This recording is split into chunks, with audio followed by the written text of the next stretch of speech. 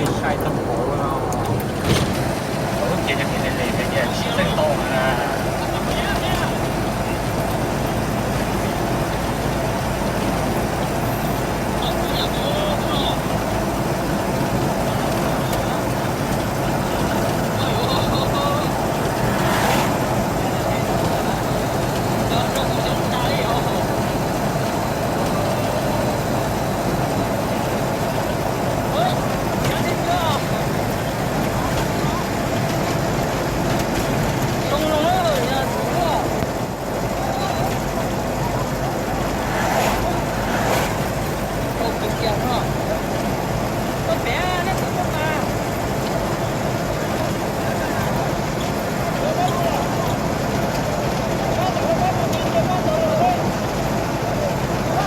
không ta khổ hết đâu.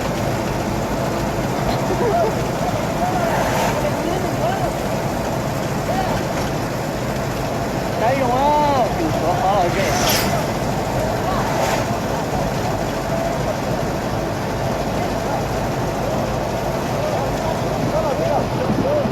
Cũng là严重没有呀？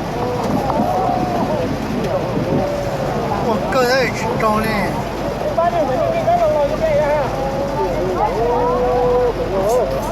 nhiều phải tài thì chẳng nói gì đâu Ăn nó như lồ vậy ạ.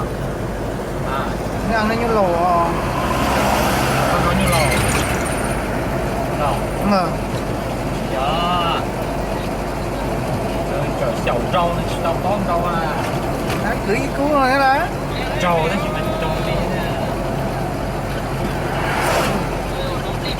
Ở đâu rồi cái cô sẽ xong chưa rồi. Đâu cưới cứu này nên bữa nay nó mất cưới đâu tây bắc trần sẽ xong chưa rồi.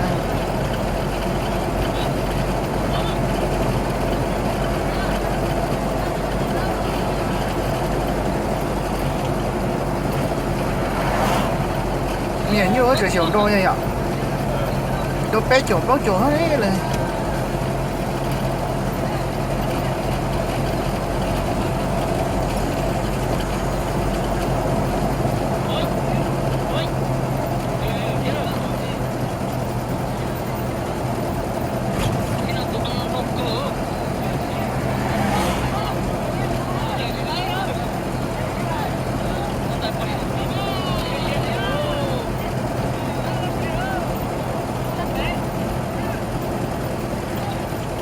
Nè như chỗ sườn đâu thôi. Nè cái này chỉ quán to. Tao cũng chả chỉ ta nè.